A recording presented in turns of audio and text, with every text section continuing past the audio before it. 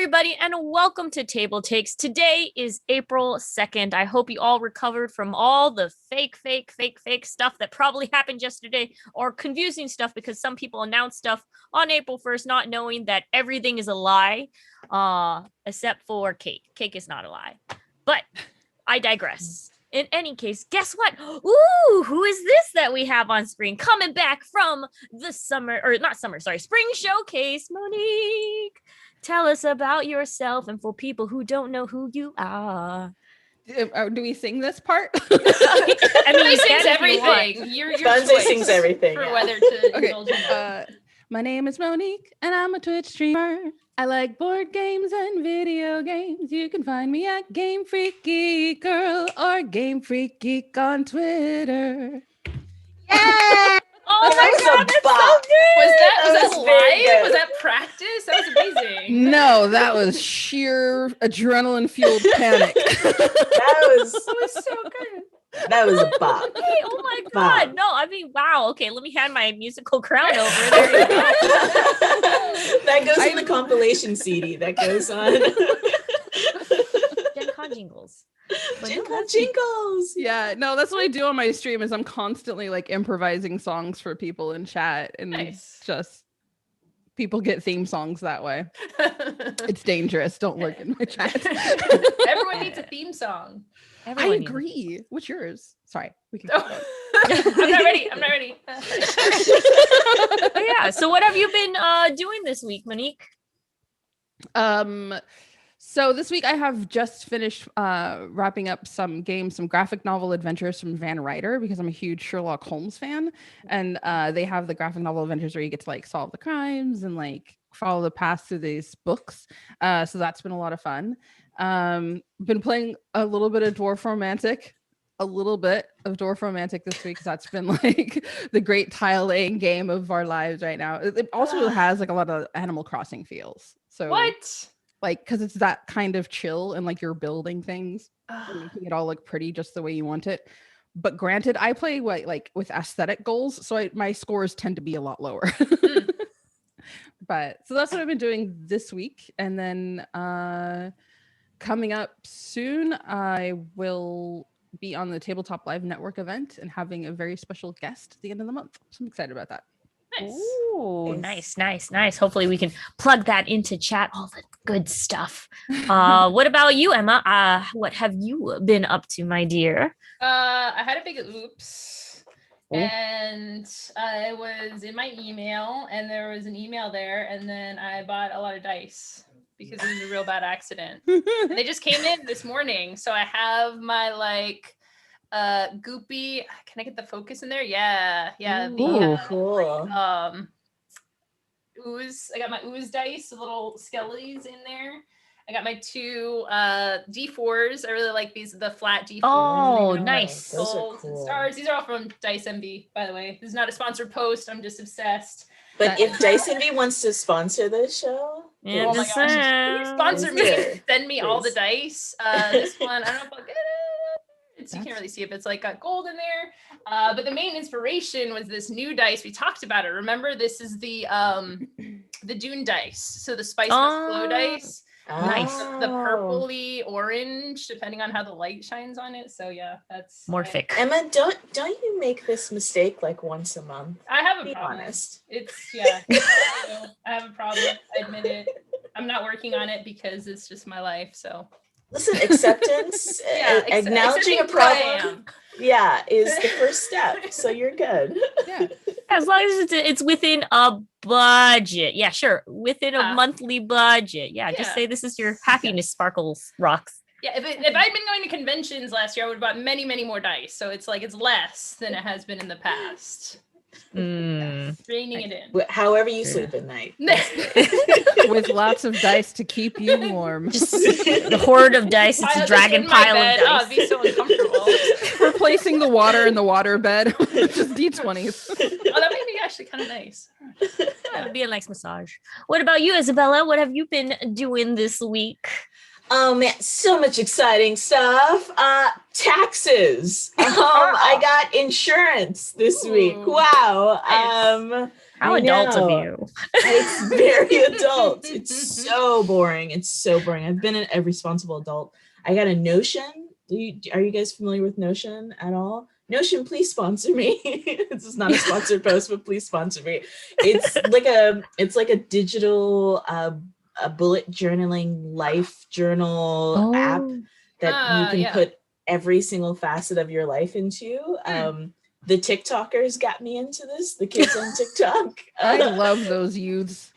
Because they use it a lot for studying. And I was like, actually, I could use this to organize my entire life. So I've put everything, my meal plan, my chores for the week, my calendars, my work schedule, like plans for the year, my goals for the year, everything is like in this thing. My plant watering schedule, I have to water my plants to do that. Pyewacket's vet schedule. Also, by the way, it's Pyewacket's birthday today. Oh my Happy gosh, birthday! Yay! She's 1 year old. She is a quarantina baby, and I love her so much. And she's part werecat and part demon. I'm fairly certain. She's a sweet, precious angel, right? I know. She is a cat. Yeah, for sure. Hi. Yes, Monique in the back. You have a question? I say yes. Is this a animal character or a human? We're not sure. The jury's still out on Pyewacket. She appears feline most of the time. She does appear feline when you are looking at her, but when you're not looking at her, there's no telling. She knows the word yes, no, and yeah, which is very strange to hear her when she responds to you and you're like, are you hungry? And she goes, yeah. And it's very strange. I'm still not sure what we're talking about, but I'm here for it. I just going like, you just live in a very magical world to me, and I'm here for it. I'm what just you saying. Can't see is there's a coffin off camera, and I'm not joking, I saw actually. the bat thing and like your whole general vibe. I'm like, yes, this is somewhat I want to know for the rest of my life. This is good. I'm here for this. It's a vibe. It's a vibe. But yeah, so I'm just very happy about that. And I bought her a cake that's in the shape of a fish, and I'm gonna sing her happy birthday, the good version, not the bad version, the Stevie Wonder version. Happy birthday. I don't know if I can sing that on I love anyway, that one. so we're just having that by ourselves while I file my taxes. Boring. Lame. Move on. Bonsai, what have you been doing? Me, well, I had like not I got things done. I got I scheduled doctor's appointments. So guess what? I'm getting my shot today. Yeah. I'm going up, going shot, everybody. But yeah, no, I've been also adulting. I got a lot of appointment stuff set up, and yeah, I guess I'm adulting as well, which isn't really great. But you know, it's okay because I have my manga and webtoons on my phone, so that's all I can focus on. Oh my god, are you reading Lore Olympus at all? Oh yes. My god.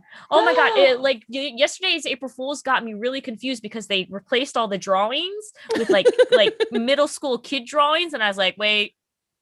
Trust nothing. Yeah. I was very confused. Yeah. I was so like, wait funny. a second, what's going on? Why is this like this? I was like, I got into a Twitter fight with a man yesterday over an April Fool's joke. April Fool's is the worst day. I've hated it since I was a kid. I hate it. The lies, the deceit. I hate it. Well, it's okay because we you know what, it's all right because you know what, that's just one day, and now today we're talking about truths that will hopefully not fall out to bad times, right, Isabella? What would you think about that? That's right. I'm up first for this. I forget that we didn't reorder our thing like we normally do. Whoops. It's great. It's great. We're gonna go with it. Hey, you guys, do you like nuclear devastation? Cool. Across the nation. Sorry. You might have heard of a small indie game that only has a few players called Fallout. That's right.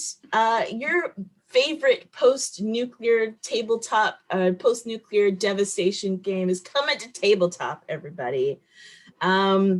if you're not familiar, Fallout is a very highly successful game, video game as my grandmother would call it, where you are surviving in a post-nuclear fallout, which is why the game is called Fallout. And now it's coming to tabletop, so you can follow the kind of world and build that on tabletop, which is really cool. I'm sorry, how do you pronounce this? Modiphius. Modiphius. Yep. Modiphius. Oh my goodness. They are releasing a new Fallout game. There is a lot of cool stuff. There's a rule book that you can do, that you can buy. There's also a lot of different cool little collectors. I'm looking at all the bundles. The bundles are incredible. Have you guys ever played Fallout before? Yes. Minnie, go ahead. Oh, Monique, you have feelings about this. Yeah. Oh no, Oh. I have feelings about my kids who are running up and down the hallway and they scared the dog into my room. So I'm sorry that if my face is doing things, that's what I'm hearing in the background. And I just hope that they're clothed. But no, my roommates got really into Fallout, and but I had a really insufferable roommate at the time. So it was just like everything was Fallout and everything else was trash. And then I never went back to love Fallout on my own without them. Yeah. So, but I did, to be fair, not that I'd ever tell them this. So no one tell my former roommate this, but it looked like a really fantastic game. I'm a total grognard about it. I played Fallout 2 and it was incredibly stressful. So this is the 2.5D orthographic ones. You're like moving around the space, not the new 3D world one. I'm like totally better, like turn-based tactic combat. Like I love that aspect of it. It was just, I want that game, and I keep going back to it. I'm like, oh, I want to play. I love the vibe of it. Yeah. It's just too hard. Like every single map that you go to, I'd like read the strategy guide online, because I came back to it years in the beginning. It wasn't online, but now all the strategies are online, and it's like 10 pages for each thing. It's like, well, if you go to this when the sun is a quarter of the way through the sky, and then you turn slightly to the west, and then you take this item that you got 200 tiles ago, and you like place it upon this rock and do all this stuff, like you would never figure any of that out. Mm-hmm. But I very much got into it. I want that game with that vibe, but just like a little easier. Yeah, There's like a whole year Yeah. where I just followed people who were playing it on Twitch, and I was just doing watch plays of let's plays of Fallout Las Vegas. That was all I was doing for like a year. Yeah, that one's Yeah. So I mean, I think the world is really cool. I've never like gotten that. I mean, it's hard, and I kept getting shot. So You guys needed to just go brute force level. That's what I did. I couldn't shoot. I can't shoot for first person shooters. I'm very bad at shooting. So I got myself hooked up with some really big gloves, some punchy material, and a big old like hammer, and just like hammered my way through the game and punched my way through the game. And that works for me. You just got to don't get smarts, don't get anything except for like constitution and like punching ability. Just punch your way through the game. That's a good advice for life. Yeah. Don't get smarts. Just punch your way through everything. Punch your way through. I like it. So you get the tabletop game. You can create your own group of original characters, including vault dwellers, ghouls, super mutants, and robots. You can tell your own story inside of the background, including using a host of non-playable characters and also horrifically mutated creatures. You can use weapons, armor, chems. It's mostly stuff that's straight from the video game. So if you're familiar with the world, then you'll be able to pull a lot of that stuff out from the video game. You're not sacrificing anything in the tabletop game. And it utilizes the D20 system, which is really good because I feel like that's something that a lot of people are familiar with. And this is one, it seems like in a very long line. I don't know if this is just new to me, but it feels like there's more and more every single month video games that are turning into tabletop games. And I think that's very interesting, that trend. Of where you can play a game and it's a video game, and a game can come in different medias. And I Yeah. actually think that that's kind of cool, because some people do better on tabletop games. Like I'll probably play a Fallout tabletop game more easily than I'll play a Fallout video game. Yeah. And some people, you know, they just do better with the games vice versa. And so I think that that's really cool. Yeah, But there's a some video people I know game. don't like it. There's at least one, but I think a couple of board games, and then tabletop role-playing games. Like they're just putting that IP all over the place. Yeah. I think Yeah, that yeah. is honestly I think for a lot of games that's the best way to go, because Mhm. I'm with you. Like with I don't enjoy first person shooters, but I would play this one as a tabletop game probably more than I would play the video game itself. Yeah, I think I'd just yeah. play the video game just to satisfy curiosity. But yeah, Yeah. the tabletop game I think is just a more richer experience for me personally than Mm. what the video game would offer a player like myself. Yeah, totally. And you can't get shot on a Yeah. tabletop. Well, I guess you can't get shot on a table. So Oh, but that's cool. Yeah, what are the price ranges for that anyways? what a great question, Bonsai. I love when you ask great questions like this. You're so good at great questions. The core rule book costs $53. But you can buy a whole bunch of extras, including the Gek box, the GM toolkit, an extra rulebook, dice, Emma's favorite thing in the whole world. Oh wait, what? Up- What is there? Emma like disassociated came back. For up to $261.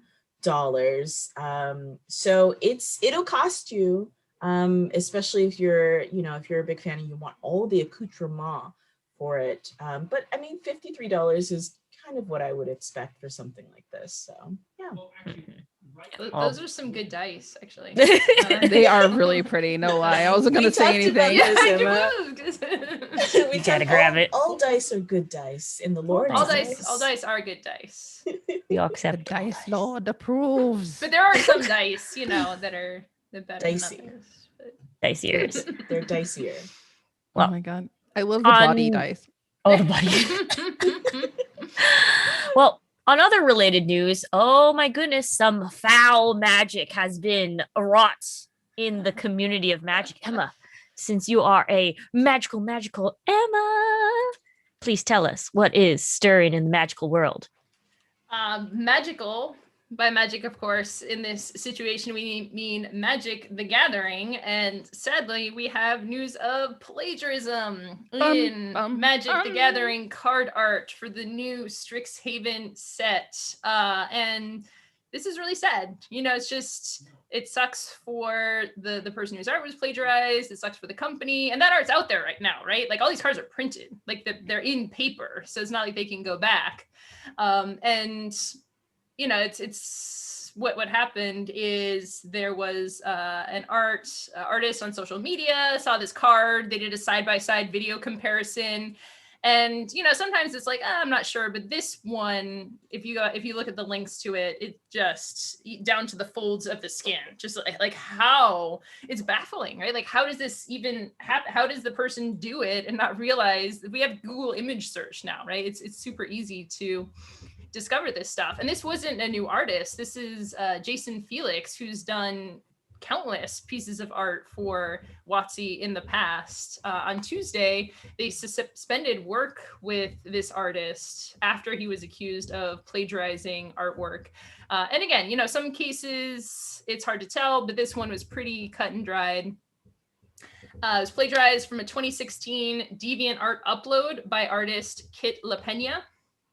And as I mentioned, includes the same skin folds, even the same mistake in both of them. Nicol Bolas usually has 3 fingers, but is shown in both with 5. The other dragon also appeared to be depicted very similarly to official MTG artwork done by Raymond Swanland. Felix issued a statement acknowledging that they had plagiarized the dragons and apologizing for doing so. He said he will be compensating both artists and that he will be asking WotC to include their names on the card instead of his. So that's good. I mean, it's good to own up after the mistake has been discovered, but it kind of, again, just what happened here? Was it a deadline and they were just had an artist's block? Like whatever the reason is, it doesn't justify it. But well, one of the things that he did say was that he was overworked. Yeah, that. And he apparently does like a lot of this art. Yeah. And tried to cut a corner and get his stuff out, which is not good. Yeah. And the thing about it though is like I don't know, I understand the idea of being overworked and wanting to kind of, but as an artist, you know, building some sort of way of giving yourself that kind of leeway so that if you are overworked, then you don't have to work as hard, or communicating with the people and, you know, and being like, I can't meet this deadline. I'm really swamped. I can't do it. Yeah. The last step that you should make out of the millions and millions of steps is like, I know, I'll go on DeviantArt and just copy someone. That to me is like, sir, we have Google image search. Yeah. Like, it's not, what is this? Tools. That to me was very like, oh, he must have been in a really desperate situation. Yeah, and like, again, I don't want to justify it at all, but when something happens like this, and this is an artist, you know, it's not someone who's been discovered to have plagiarized their whole career, right? Like, this is one situation. I don't know if it's happened again in the past, but I just want to put out there, you know, freelance art is a very hard career. Like, people having financial struggles, you know, I know a lot of artists who have struggled, and especially the economy in the US and capitalism doesn't make it easy for people to survive. They have to, like, a lot of more paycheck to paycheck. And it's like, if I don't get this art out here, I might starve, right? You know, so it's like, I don't know what the right answer is. Also with WotC too, you know, like, you kind of, not that they shouldn't trust the people they're working with, but you kind of would like them to maybe dig into things just to double check before they print these things, just because they have so many artists and stuff, and it's something that, I don't know, it's a tough situation all around, but it is good to see that action has been taken about this. Because, you know, on the other hand, it can just be like, they can argue and say like, oh no, it wasn't really that, and just like, or the company sometimes just sweeps it under the rug. So it's good to know at least that, you know, people are kind of being taken care of in one way or another here. Are they going to hire the original artist? Because that's really what WotC should do. Yeah. Well, like, they did good art, right? They did art that got published on the cards. So yeah. I think one of them actually is an actual Magic the Gathering official artwork. Like that, one is already an artist, a fellow artist in the company that had their art stolen. And the other one, yeah, hey, maybe offer a job. There you go. Spot open, spot could be filled. I don't know. But I am glad that they are getting credit for that. And some, like, basically owning up to mistakes is something that should just be like clear cut, easy thing. Like, understandable, because freelance, like Emma was saying, freelance can be hard. But at the same time, like, hey, there you go. Now lessons learned, cut corners, then you get cat. Don't steal. Don't steal. Don't do steal. that. It's bad. Not good. Well, on other related news that has to deal with RPGs and in the gaming world, that basically for apologies as apologies go around. We've been talking about this for like, I guess like maybe a week or two now, or is it just a week or two now? I don't know if anybody remembered, of course, about the Perfect RPG fiasco that was if the uproar about the Perfect RPG published by Luke Crane on Kickstarter, basically having a little maybe questionable sneaky tactics, trying to sneak in the controversial Adam Koebel into the project. A lot of that retaining to, like, if you guys haven't known about it yet, I highly suggest you look up the problem pertaining it, because it does bring up a lot of trigger warnings if you especially for those who dealt with like non-consensual situations. But yeah, so following that, Luke Crane apologizes for the perfect RPG fiasco. Also basically has stated that they are going to be, Luke Crane is leaving the Kickstarter company. This is something that was a agreed upon arrangement, and has issued an apology stating that he unequivocally did not mean to deceive anyone. it's basically depending on your opinion, it's kind of got a mixed reviews upon that apology.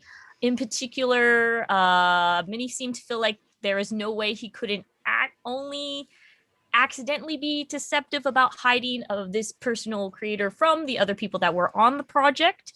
But yes, Kickstarter also sent out an email addressing the situation separately, thanking, of course, Luke for all of his work and retiring. And Luke was not in charge of game division at Kickstarter.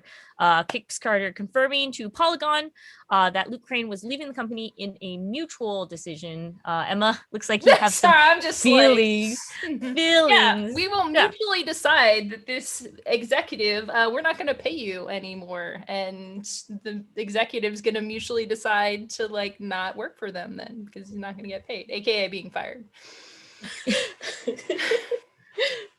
But yeah. I Who knew that Kickstarter would be able to put a good spin on something? That was a good one. I like that. That was there you go.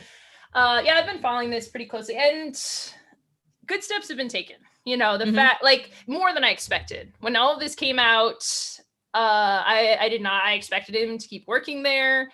And because it says, like, them saying here that he's not in charge of the games division at Kickstarter, he was. Like, he recently, Anya Combs recently became in charge of the games division, I believe. And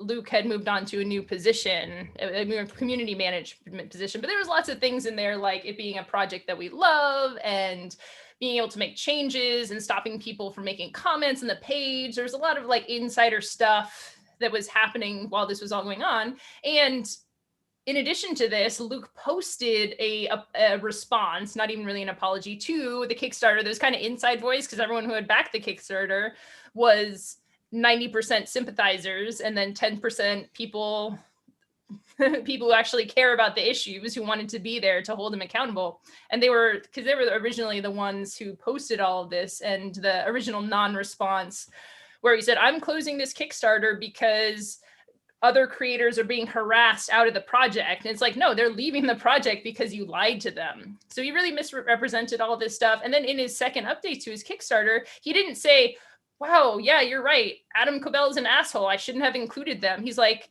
just double speak of like, oh yeah, you know, I just wanted to work on something with my friends and it just didn't end up working out. So he has still not stated that he supports the people who were hurt by Adam Cobell. He has not said anything against Adam Cobell yet. So it's just like, come on, dude.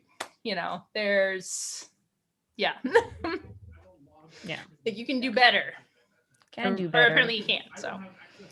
Well, if anything, steps have been taken, and hopefully things will learn from the best. Remember, the most important thing when you're playing RPG, have safety cards, have safety agreements, and know, like, hey, X cards are great. Let's establish that. So situations like these that make people uncomfortable, because you never know what people have gone through in their lives and what may trigger things that you might not know of, or what makes people uncomfortable will pop up. And that's what a lot of this stuff has come down to, is just like common knowledge that should be common knowledge, just X cards. So we don't have to worry about that. Safety tools are great, but also like consent first. Consent first. You should have tools and have things, but if you're ever going to do a thing that maybe wasn't brought up, that maybe could be concerning or stressful for people, act on the side of getting consent before these things happen, instead of saying like, well, it wasn't X carded, so I'm just going to do it and see what happens. If that's the case, yeah. So yeah, safety tools and consent. Well, on that note, let's go ahead and move on to happy news. Monique, please tell us some happy news. We need some sunshine. We need some rays. We need some good feels. Well, I have to talk about some American Tabletop Awards, which is pretty hype, especially for one esteemed designer among our company. The one and only Miss Emma Larkins has been nominated for Abandon All Artitricks with Game Right as one of the first early gamers games. And that, how do you feel? Good. Awkward. You look panda. flawless.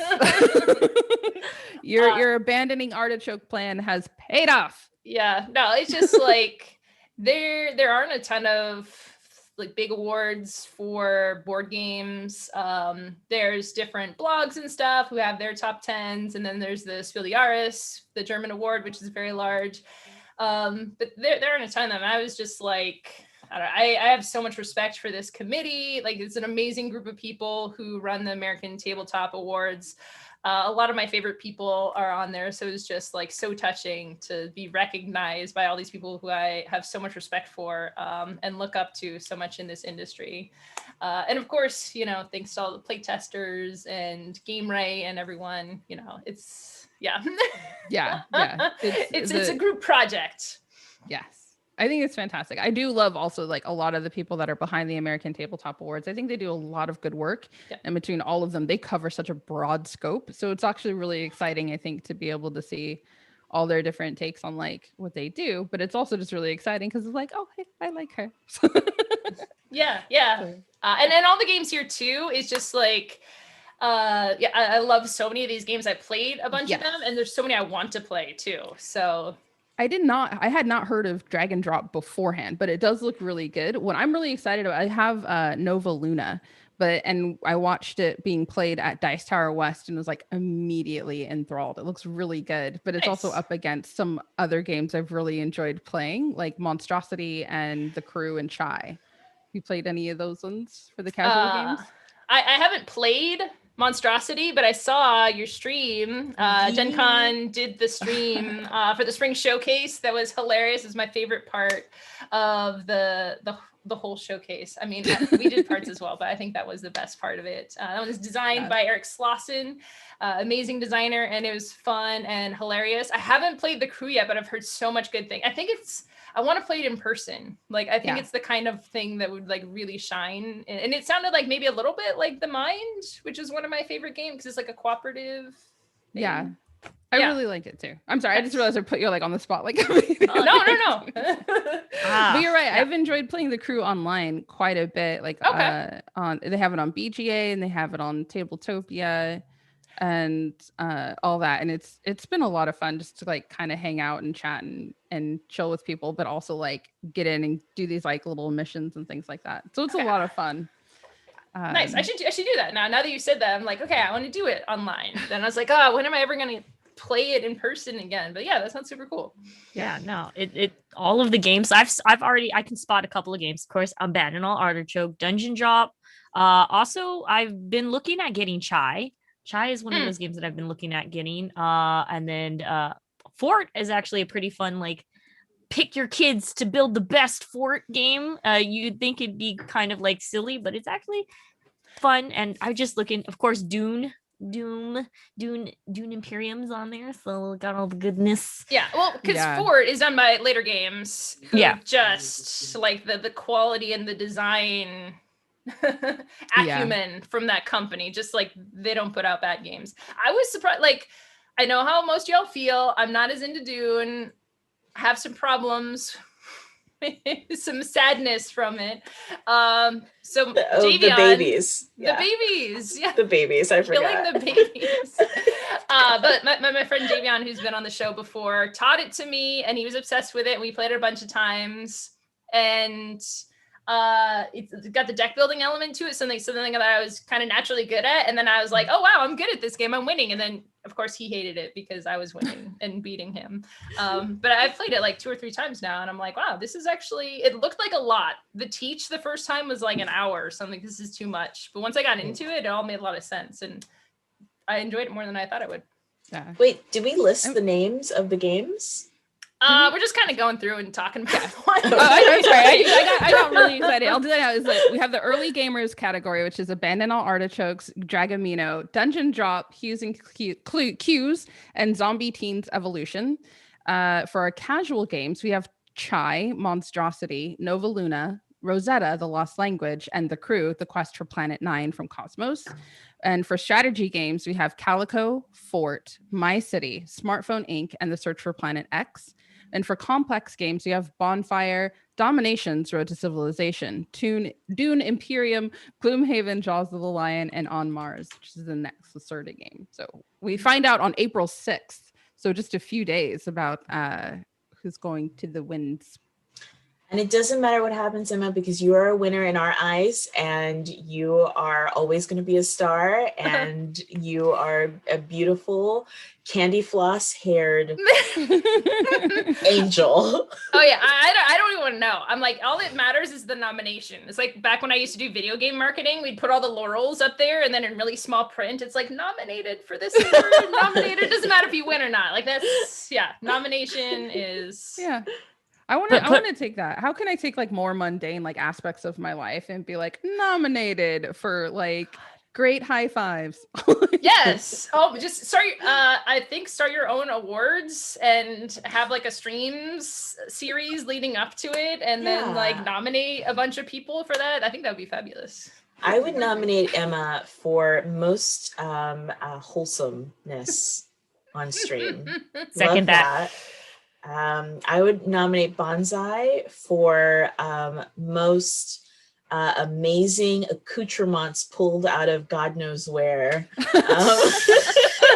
She's gonna get one right now. She's just like, Nice. Just pulls out things out of nowhere. We're all like, where did that come from? And Monique, I have to give it to you for most enchanting songstress.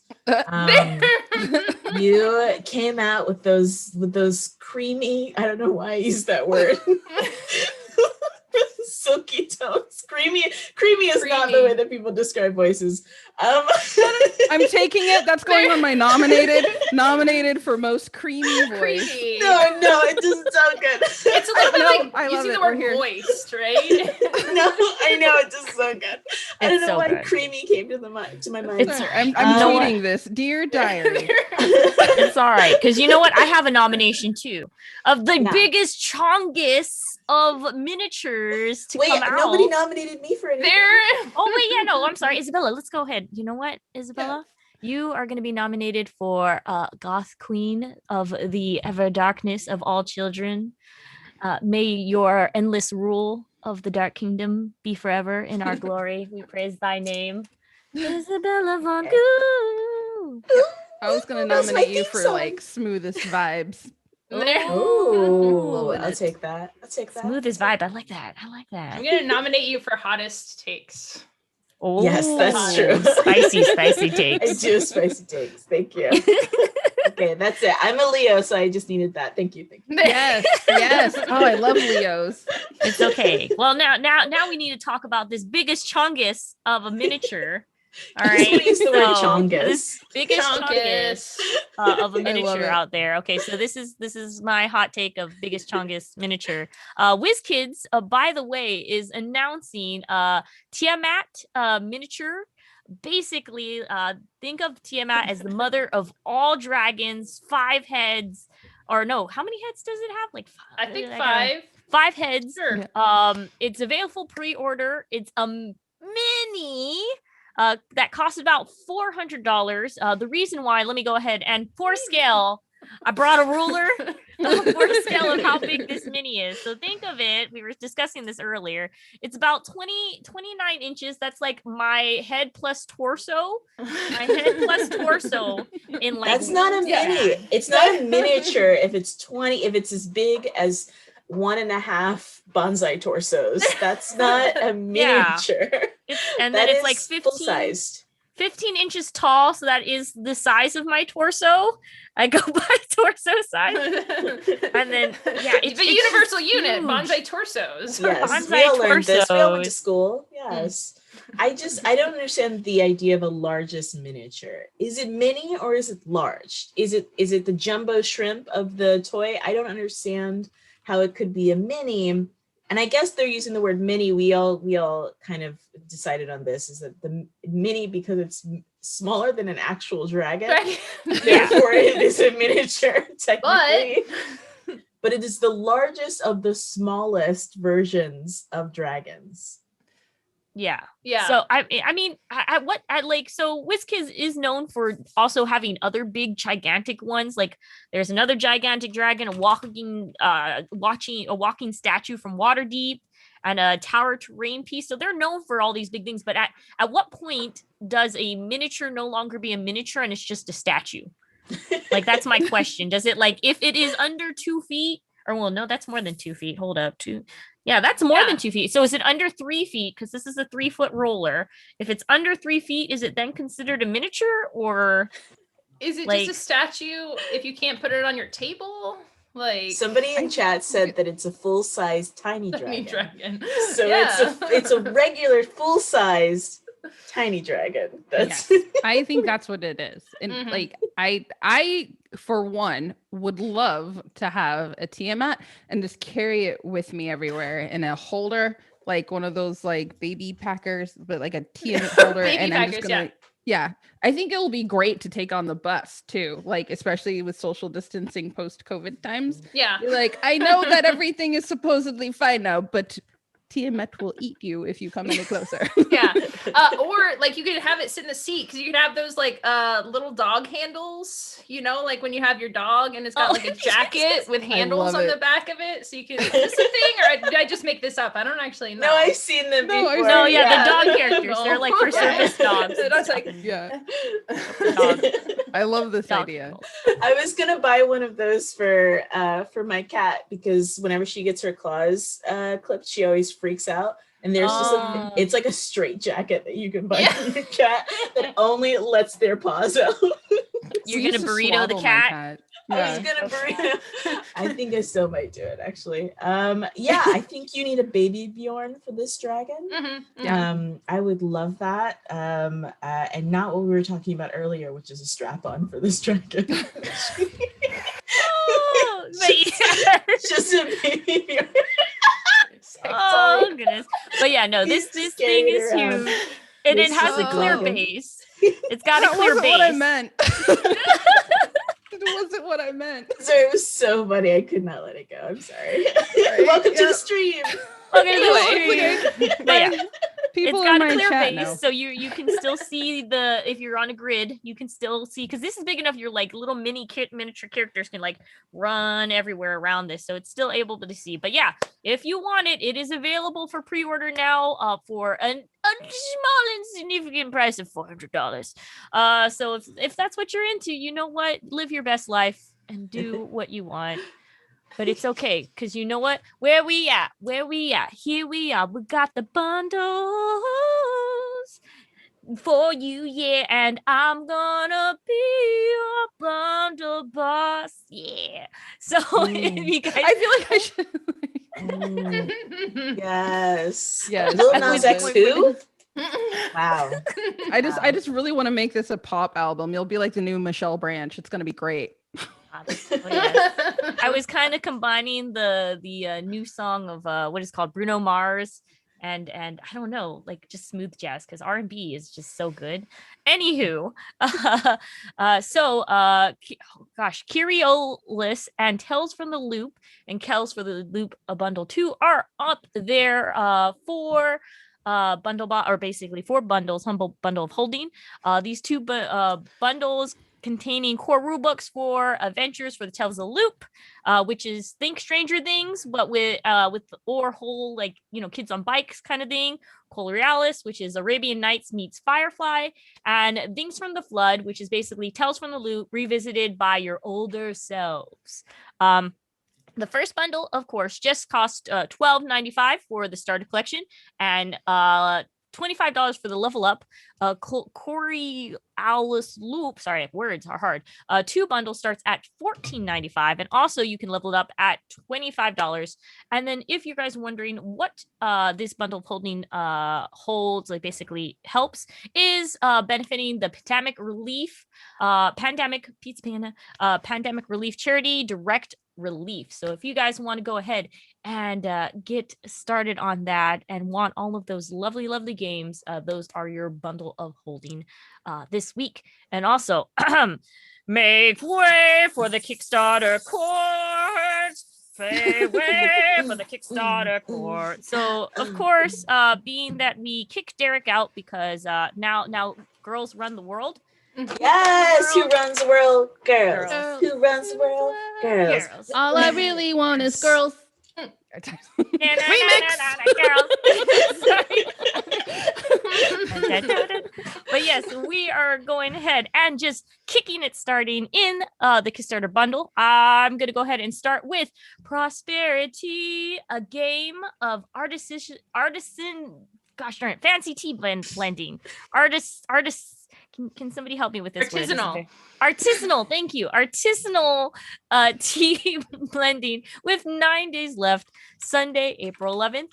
It's a simple and elegant card game about blending and trading loose leaf tea from the studios, brought to you by Kane Tinkerous Cats.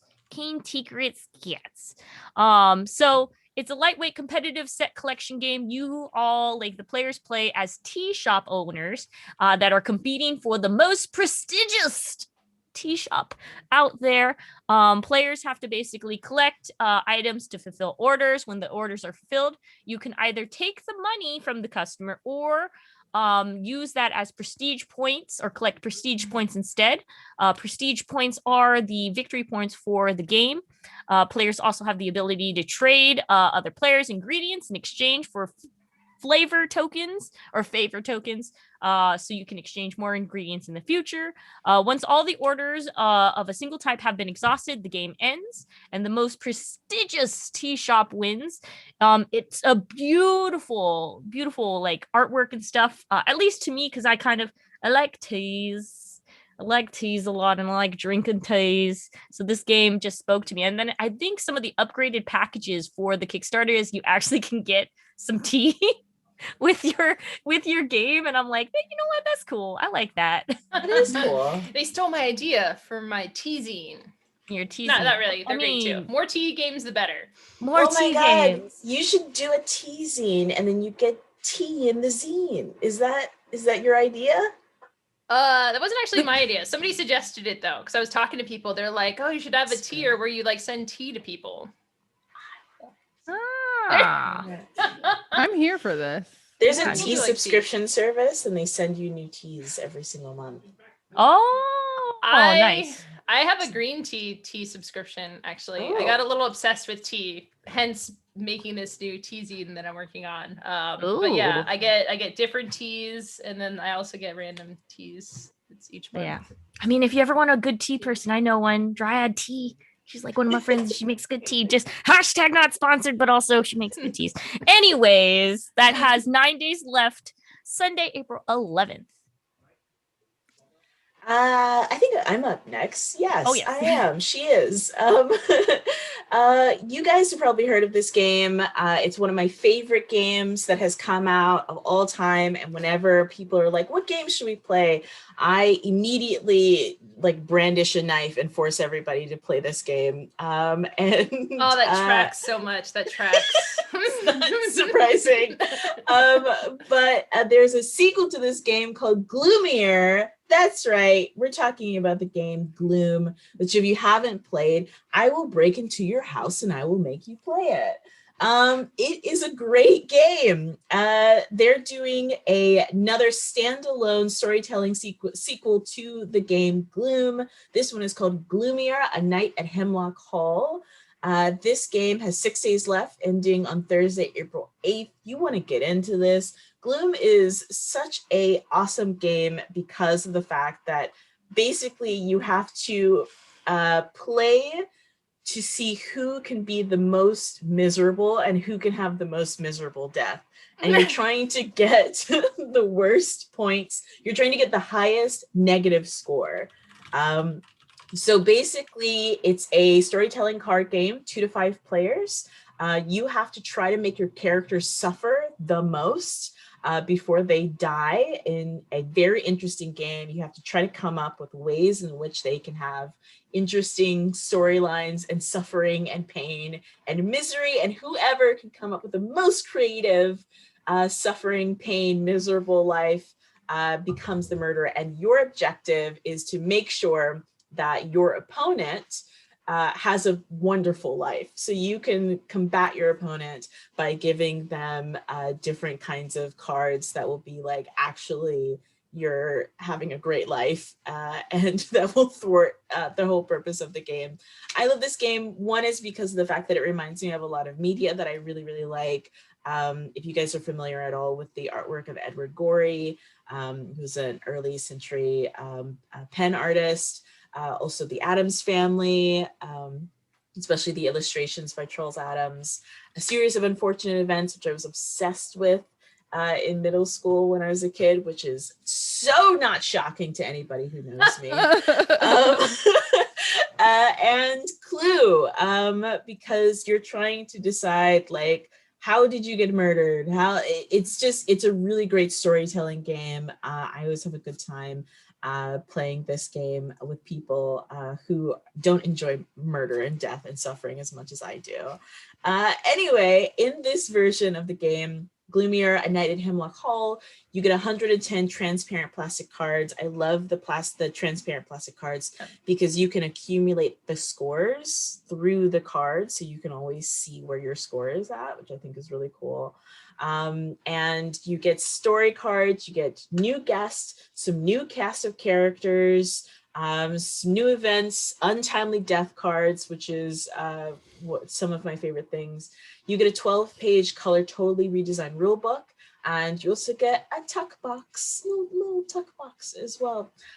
So this is cool. You don't have to buy the original Gloom game in order for you to start playing Gloomier. You can play this on its own. So you can start with this one, or you can buy the Gloom game. It's one of my favorite fun goth games. And I think that one of these days we should play it and see who can depress each other the most. I think it'll be really fun. So yeah. So with 6 days left, that is the Gloom sequel, Gloomier, A Night at Hemlock Hall. Check it out. Moving on with the same kind of vibe that I just gave, I've got Inferno, Dante's Guide to Hell for the 5th edition. This is 7 days left. This is the first original Dante-esque campaign setting. So if you're familiar with Dante's Inferno, which was a book written a long time ago. I was trying to find the date, but I couldn't find it. A long time ago, in the old times when people were like, what should I do for fun? I know, a book about hell. And that was popping off at the time. Everybody's like, I guess we have nothing else to do. The 7th century. I want to keep this description of Dante's Inferno. A book about hell that was popping off around the time, because that's what everybody hell was hot back in the day. Hell was real hot in the streets. I mean, it's brought back. It's got its second wave, you know? That's very true. I love if you're a fan of Lil Nas X, then this is going to be right up your alley. Or maybe it'll be right down your stripper pole. Who can really say? This is inspired by Dante's The Divine Comedy, and basically it's a hell-themed campaign setting, which I think is really cool. The art is super gorgeous. I love all of the Latin. This reminds me of a joke that my friend used to say, which is that people who spoke Latin were just summoning demons left and right every single time that they were ordering food or something to drink. And what the group did was they studied the original poem, and they pulled from the original poem all the monsters, phenomenon, environmental effects, situations, and perils in the Inferno.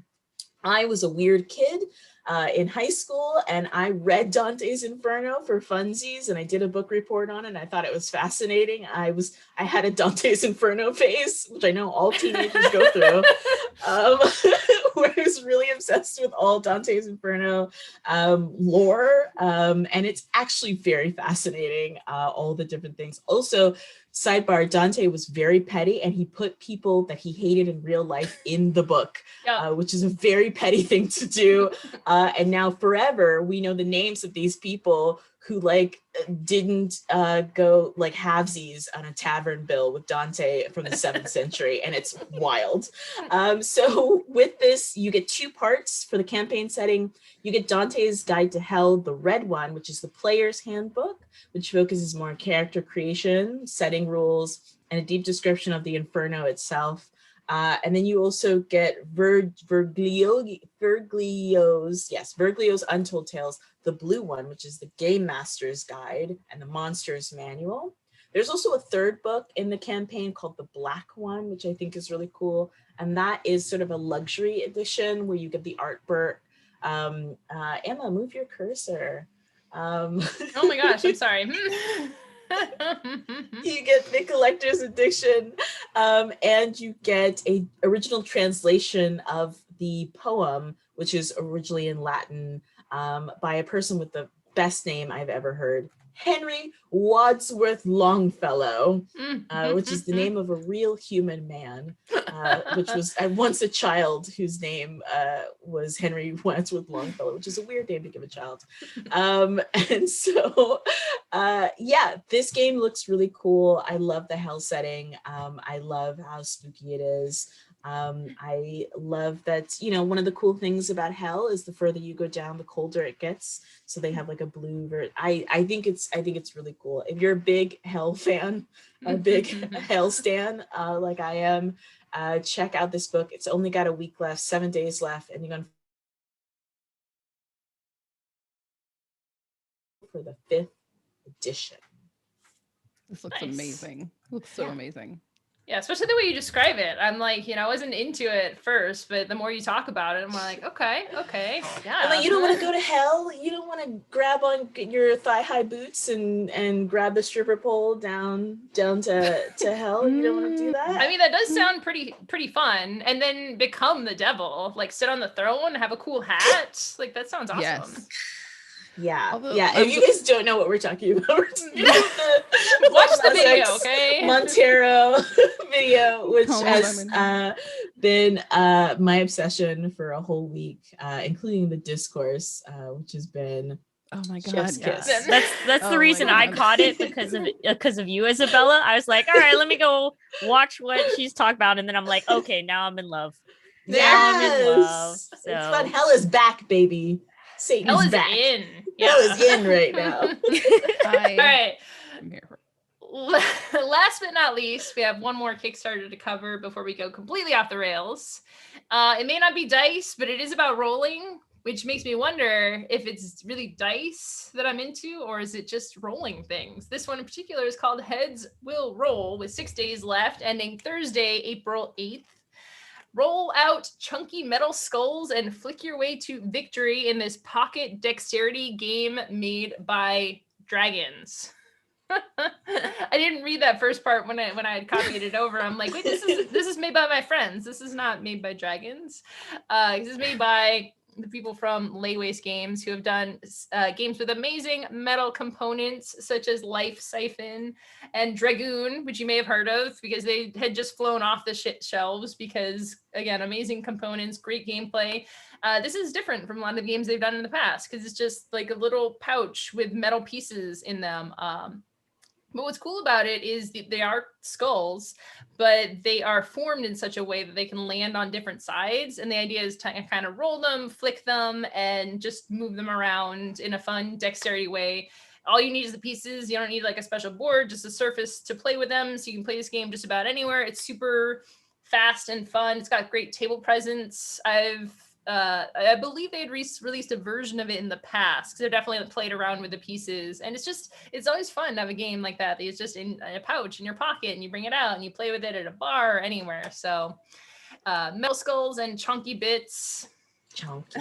You're going to be rolling them out each round, flicking at a goal, and passing through gates for bonus points along the way. It feels great in your hands, plays quick, and can be played almost anywhere. So if all those things sound fun to you, also just things, metal pieces that you can have, and their skulls, and they're sweet, check out Heads Will Roll with 6 days left, ending Thursday, April 8th. All right, that was table takes for today. But wait, folks, don't go anywhere because you know what? We're more than just table takes on this channel. Let me go ahead and tell you what is to be expected here on this channel at Gen Con TV. Keep in mind, all of these, of course, are Pacific times because we're here on the West Coast. Anyways, starting Monday, 4 p.m., Disney's Villainous Tournament number 4 is coming up, and right after that is, of course, 6 p.m. with board games with the Brothers Murph. Wednesday, 1:30, this game gets dicey. And of course, Friday, 2 p.m., Table Takes will be back. We're going to go ahead. Oh, man, Derek's going to be back, and he's probably going to be so upset about all the things that we've done. We changed the rules. We unionized in here. We unionized and have everything. All stuff. Yeah. And we demanded that we all get special lunch boxes. And we all get corn crop dogs. tops. Oh yeah, crop tops and Korean corn dogs. Yeah, Korean corn dogs. corn dogs. I'm making Korean corn dogs soon. Ooh, Okay, you can do that. That's an option. Oh my gosh. It's been a while since we've made corn dogs. I never even. Okay. Yes. But yes, for those who are watching, remember to follow and subscribe. Click all those hearts, likes, all that stuff. And if you guys miss us live here on Twitch, don't worry. 24 hours later, we'll be on YouTube. You can go ahead and comment on that. Help our numbers, help you. And if you also want to connect with other Gen Con fans, Gen Conians, we also have other names for all of y'all. But Genitals. check out the. It's not. Check out the Discord. We're working on it. I'm gonna push it, but we're working on it. But yeah, check out our Discord. And thank you all for watching. And also thank you, Monique, for bringing your special smile and your creamy voice onto the channel. And also, keeping it. It's there. It is so there gross. forever. It's so gross. And no. It's creamy and delicious and smooth. Yes, and then also, of course, Emma with your cotton candy beautifulness, and of course, Isabella with your vibe. You vibe queen, no cap. No for cap, you. no cap. And we're all gonna dab out of here because we're young and hip. Ready? Dab. Oh gosh. Dab.